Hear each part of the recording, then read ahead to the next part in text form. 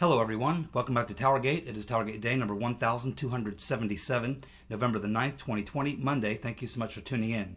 Okay, so what I want to do today is just try to give a little analysis on where I think we are and to the best of my ability where we're going, although that's really hard to say. There are so many balls in the air right now. These types of things, election, things like this is not my specialty or anything like that, so I don't have any great inside information, but just my gut feeling about where things are going. But at this point, I guess I look at things, the status of where we are now, is I kind of see this as the third coup attempt. Of course, the first coup attempt was the Trump-Russia hoax, which led to the Mueller investigation. That failed. Then, of course, we had the Ukraine hoax, impeachment. That failed. And I think that once that failed, they looked at things and said, okay, what's our next opportunity? We got to get rid of this guy.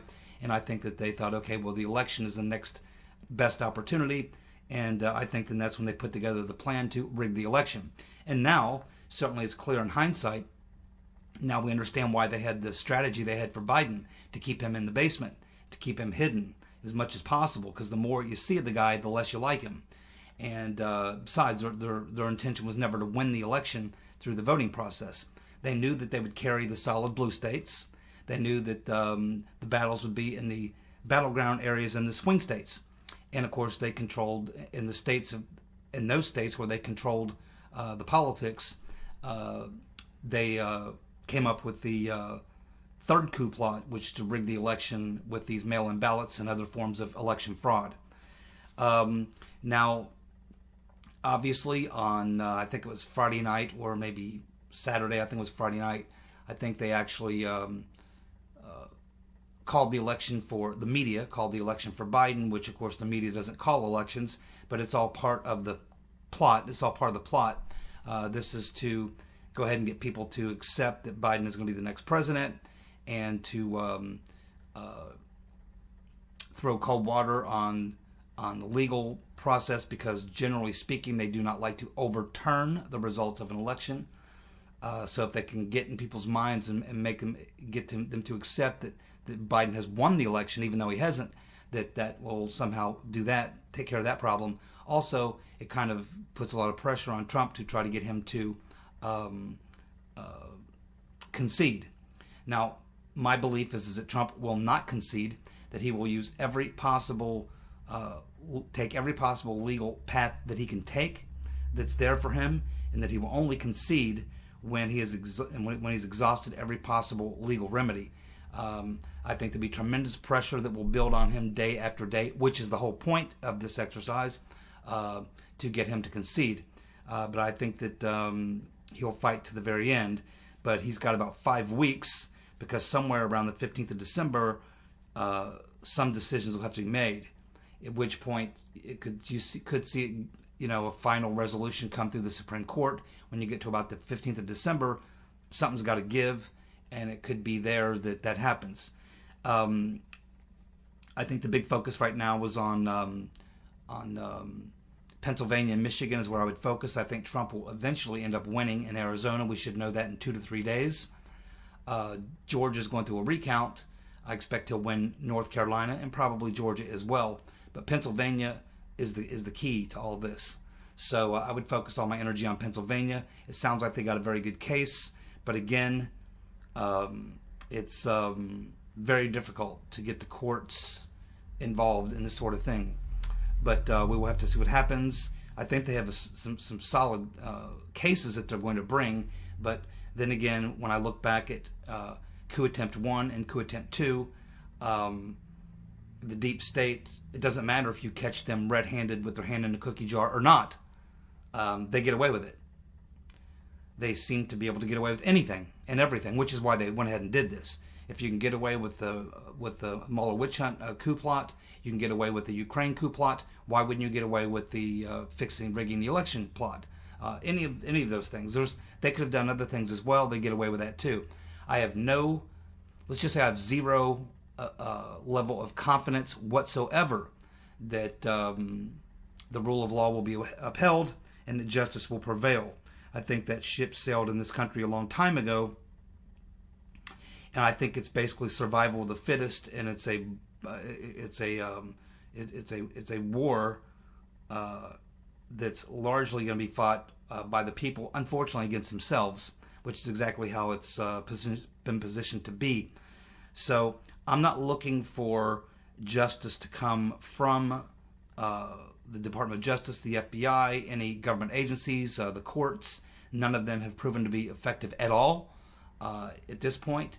And dealing with the previous coup attempts and all the other things that were thrown at Donald Trump throughout this past 4 years, I don't know why they would suddenly turn and suddenly become all about justice and the rule of law, equal justice under the law, or anything else. So I guess you can put me in the pessimistic category.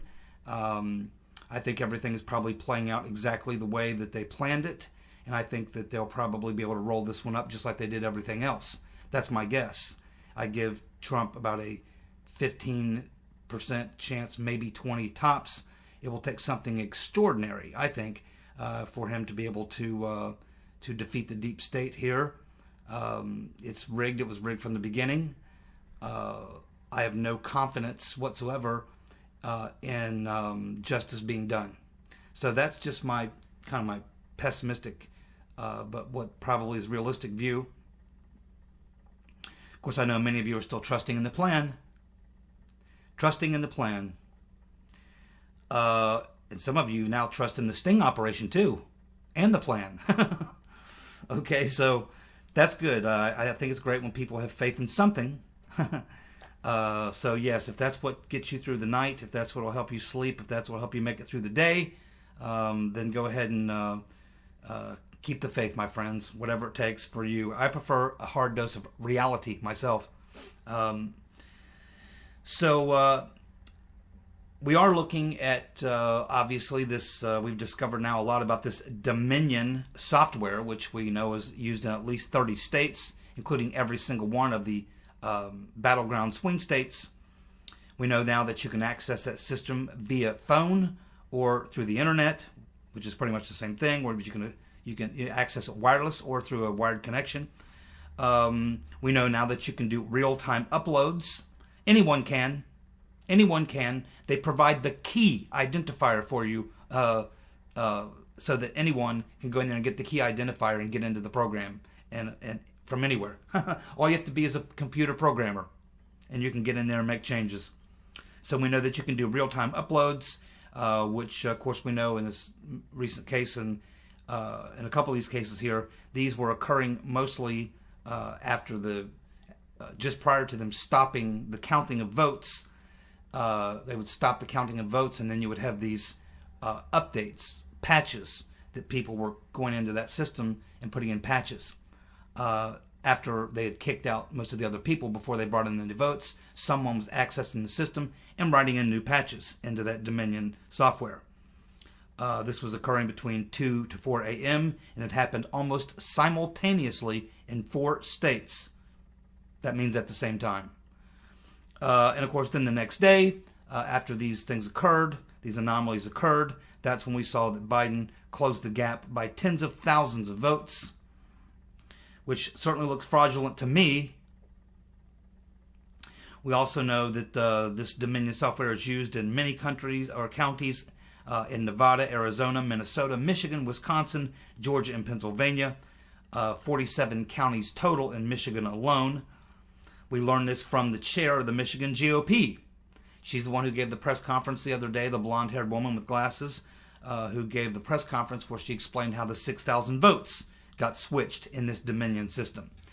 We know now that there are some high-profile Democrats who have association with this company that makes this, or is associated with this company that makes this Domminion software.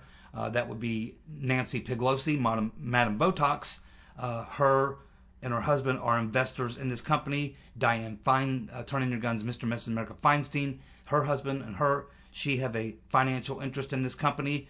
They made a $2.3 million donation to the Clinton Foundation in 2014. And so there's a lot to know about this Domminion software, and I think that there'll be a lot more, and I think Sidney Powell's working on that.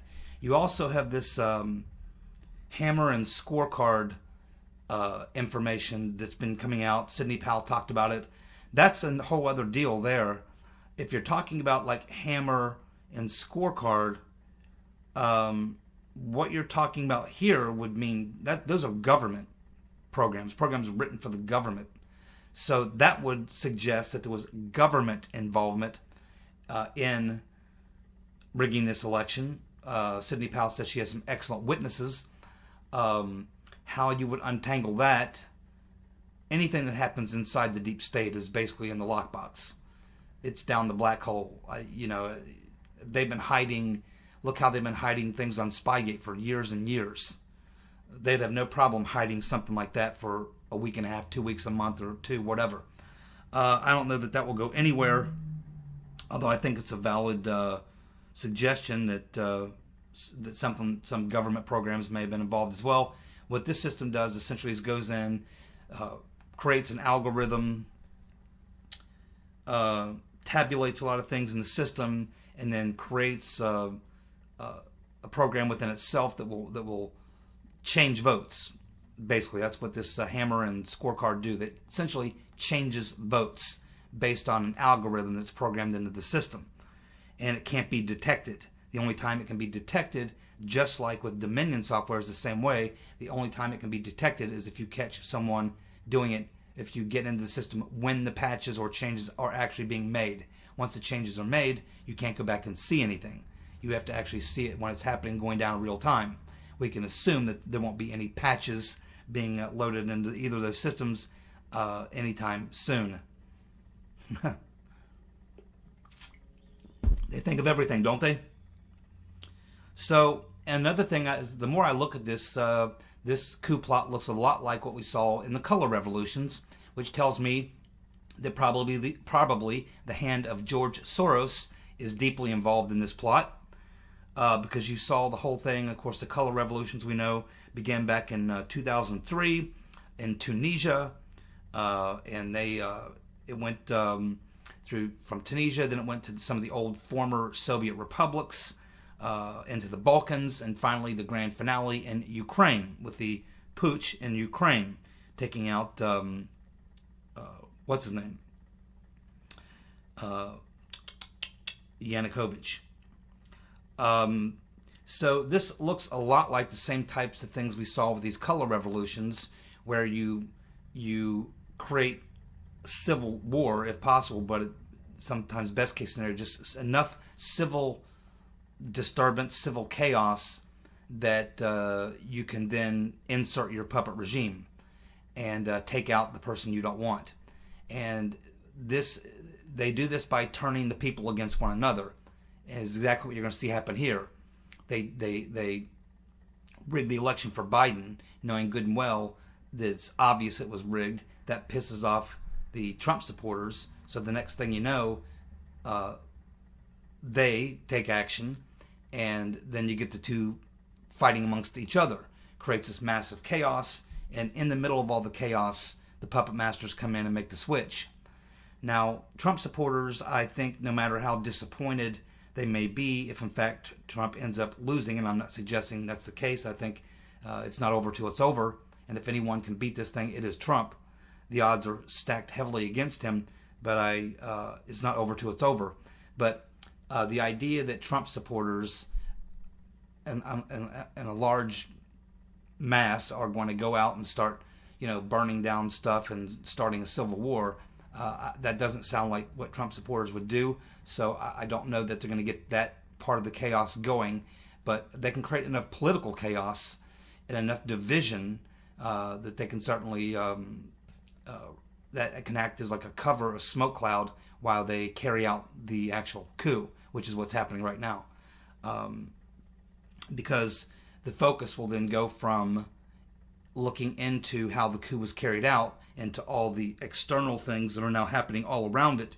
And so the main point of the issue gets lost because the chaos surrounding it comes to the forefront, and then the media runs all their attention on that, so that the original reason that the chaos started in the first place, the coup, gets pushed into the backdrop and disappears, and then pretty soon the clock runs out, the coup's complete, and what's left is in tatters and shatters, And of course, the deep state doesn't care about that at all. That's just people's lives and the future of the country. That really doesn't matter to these people here. They have another agenda.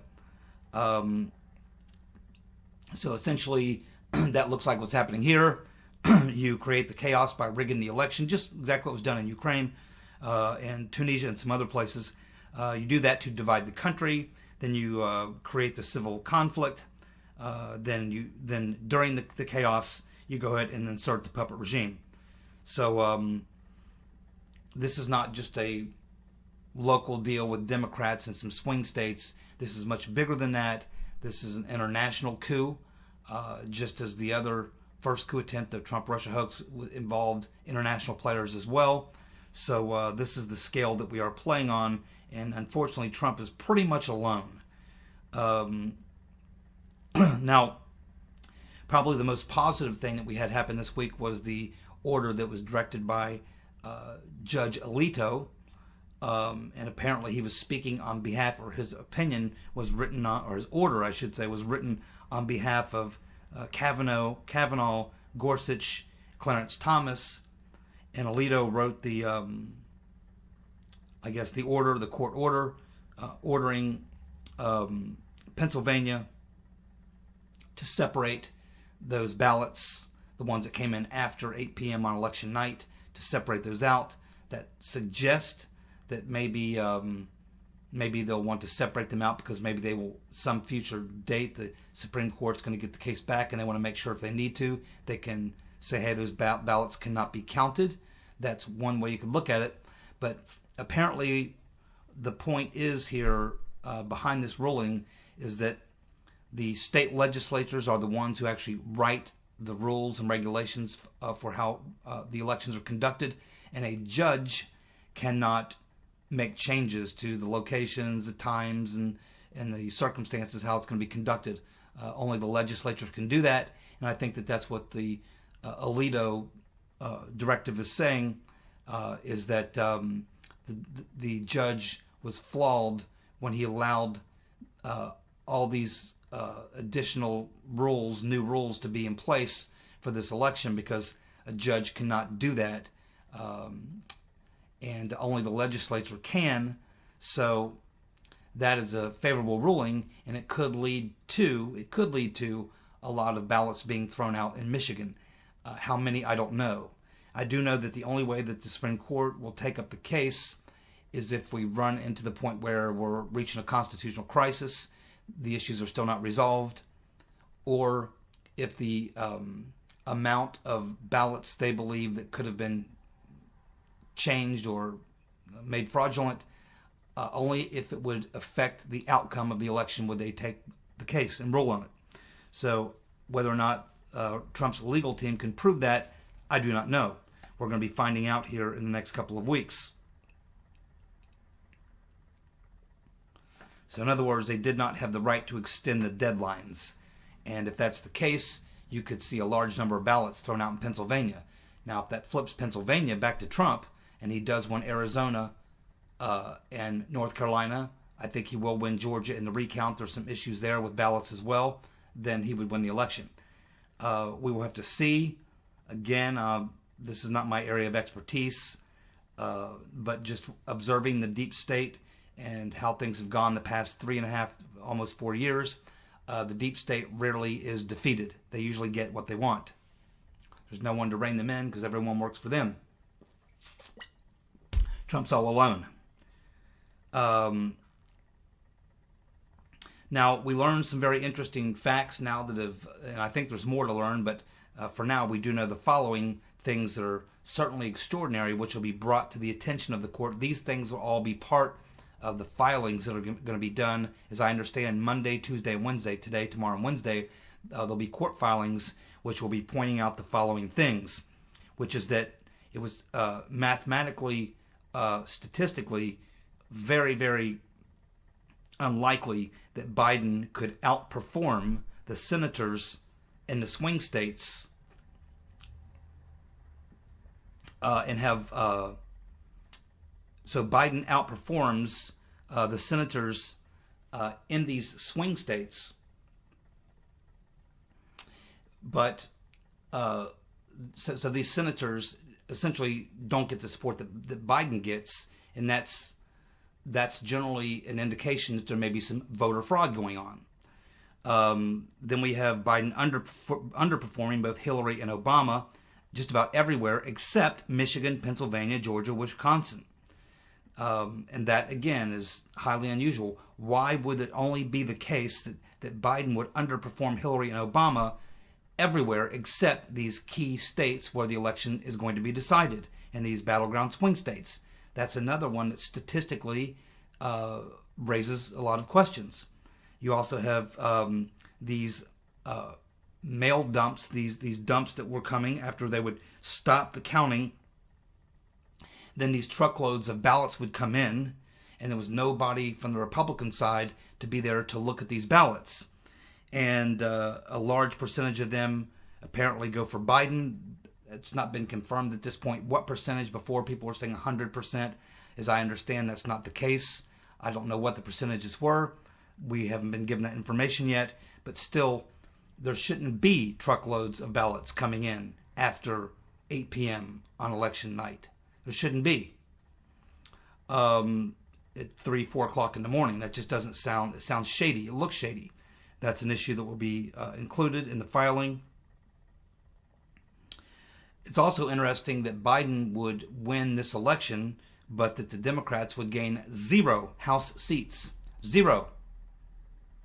How does Biden have such a big victory? Usually when you have a victory like that, there's coattails. And your coattails bring along wins at the congressional level, federal level, and at the state level, even at the local level. But here, in this case, Biden had no coattails. He got absolutely 0 House seats for the Democrats, yet he knocked off Trump with these incredible numbers, allegedly, in these swing states, while doing about the same, while pretty much doing what you would expect in the other states. It was only in these swing states that these extraordinary things happened. You had thousands of ballots that were cast only for Biden. So people go to vote, they only vote for Biden and don't fill out the rest of the ticket at all. They don't vote for Congress, they don't vote for senators, they don't vote for any of their levies or any of their local elections. They just vote for the top of the ticket. That happens, but it only happens usually on a small percentage. But it happened on a large percentage of votes. That also throws up some red flags. We had many precincts, a couple dozen precincts, again, in these battleground swing states, particularly in Michigan and Pennsylvania, where they had 100% of the voters, registered voters, voting, and in several cases, almost a dozen that I saw, 10 or 11, you actually have people, you actually have precincts where they had over 100% participation. How do you get over 100%? Well, you don't. That tells you there's probably some vote fraud going on. And keep in mind, getting 100%, even Kim Jong-un only claims to get 90% when he gets reelected. Just like the old Soviet Union. I remember when the old Soviet Union would do this, and they would say, yeah, well, we got 95% of the vote. Same thing in China, 95% of the vote, to make it look as if there actually was an opposition in the election. But yeah, so Biden does even better than the former Soviet Union, the Chinese Communist, and Kim Jong-un, getting 100%, and in some cases more than 100% of the available registered voters in the precinct. And of course, we have many dead people voting, including people who fought in the War of 1812, the Civil War, people who died before World War II, recently registering. So apparently a lot of dead people voting. That's an issue in Nevada as well as Pennsylvania and Wisconsin. So those are some things to look at. And, the BBC, there was a column written in the BBC back after this most recent election when in Britain, when they had this historic election and had all the far lefties lost a ton of support, lost a lot of seats in the parliament. It was like a 100-year election upset. And following that, there was a BBC reporter that wrote a column about vote rigging and fixing elections, rigging elections, and he he came up with 6 indicators that there has been rigging done in an election. And of those 6, we can check mark 5 of them that happened this time in 2020 in this most recent election here. First of all, when you have too many voters, check. High turnouts in specific areas, check. A high number of invalid voters, check. Reconciliation of paper ballots to votes. We haven't seen evidence of that yet, but I think we'll get there. Results that don't match, check. Delay in announcing results, check. So 5 of the 6 indicators for vote rigging appear to be in play in this election. I guess my other thought is that I came to the conclusion over this weekend that Attorney General Barr probably is the worst Attorney General of my lifetime because of the unprecedented number of and the pure level, not just the amount, but the pure size and mass and scope of the criminal activity within the deep state and within the Democratic Party, including the establishment. How much lawlessness went on during the Barr tenure and went unpunished. Barr essentially has done nothing, while all this massive fraud and corruption, and it's off the charts. I've never seen anything quite like it. And Barr has been totally ineffective. But I got to credit him for this. I will credit him for this. He fooled me. I finally turned the corner on Barr at the end of September when he didn't produce what he said he was going to do regarding Spygate. And that's why I finally said, okay, he got me. He got me. In fact, at this time, I think I want to go ahead and give him a big round of applause. Attorney General Barr, you got me. Normally, I can spot a deep stater a mile away. But he fooled me for a very long time. I finally caught on to him at the end of September, but by then it's too late. He will go down, in my opinion, as the worst AG ever. Never can I think of any time in our history that I'm aware of has there been such a level of lawlessness that went on unpunished. And none of this is an accident, of course. You got to remember, AG Barr was, of course, the Attorney General when the Randy Weaver incident went down, which I remember quite well, and he covered that up too.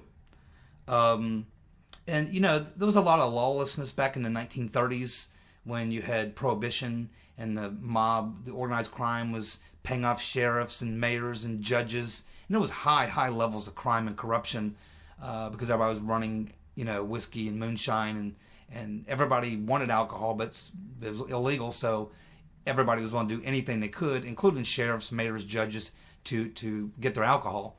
So this created an opportunity for tremendous levels of crime. I mean, just go back and look at the charts from those days. The crime charts just off the charts, the amount of crime. But it was a lot of stuff having to do with Prohibition and things like that. There was a lot of things that got into politics, rigging politics, corrupt judges, corrupt politicians, corrupt sheriffs, the whole 9 yards. But that was all just about bootlegging and insider small-time political corruption.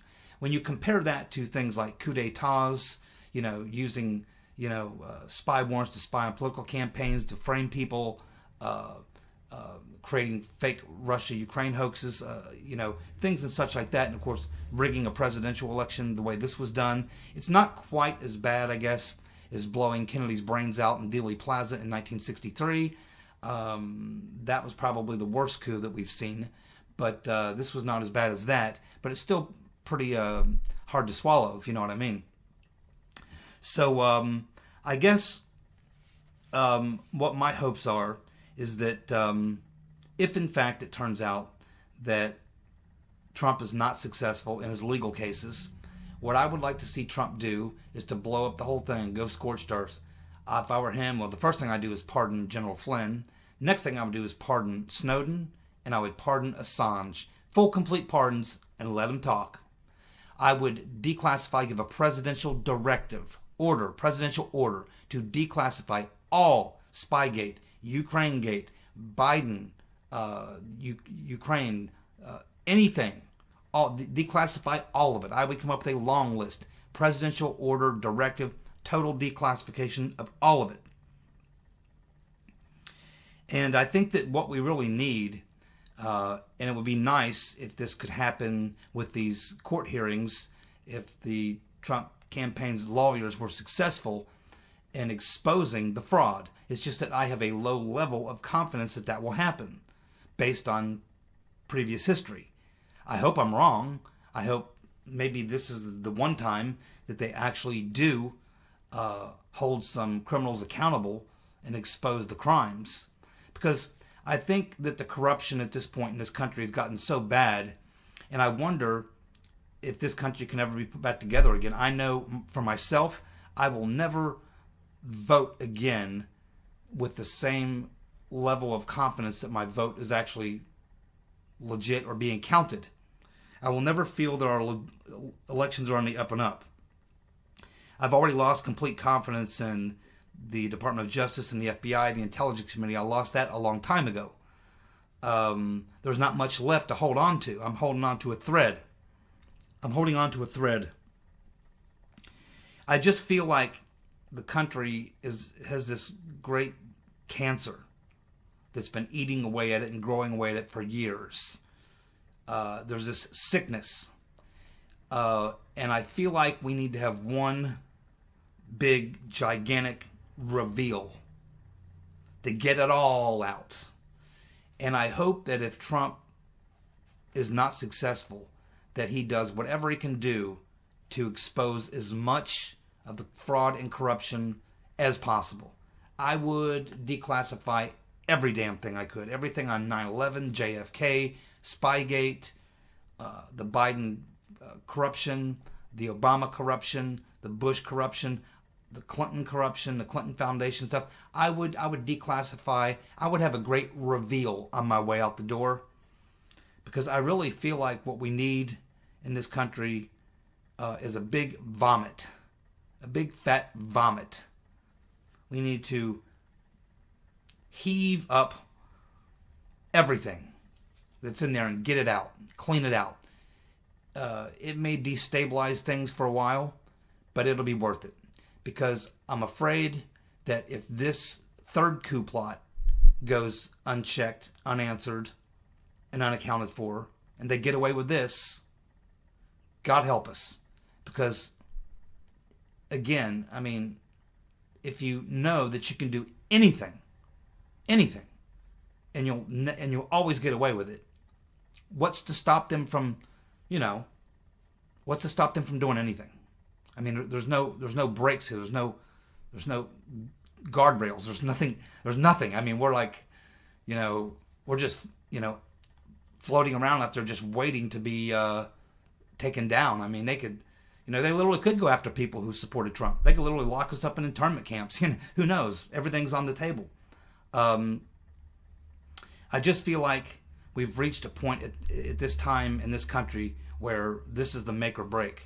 That if they can get away with this, from that point forward, I don't think the Republicans will ever win an election again. How could they? The Democrats have just proven that they can completely rig an election, get caught, just like they got caught in Spygate, Ukrainegate, everything else. And of course, all the evidence is there. If you want to look at it from 9/11, from JFK, many, many other things. Those are just the two big obvious ones. There's many other things. They just always are able to get away with everything. And there's just, when you reach a point where enough people, enough Americans begin to understand this, that there literally are no limits to what these people can do. I think that's the end of the country. I really do. And I don't know where it goes from there. But I can tell you this, if Biden and the deep state think somehow we're all going to come together, oh, no, that ain't going to happen. They spent every single day of Trump's presidency trying to destroy him.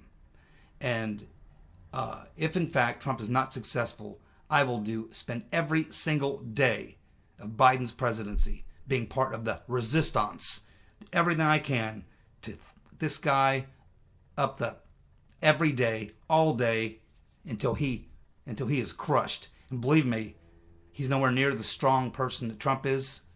Biden will fold like a cheap suit. He will not be able to take near the pressure Trump took. And I say we pile as much on him as we can.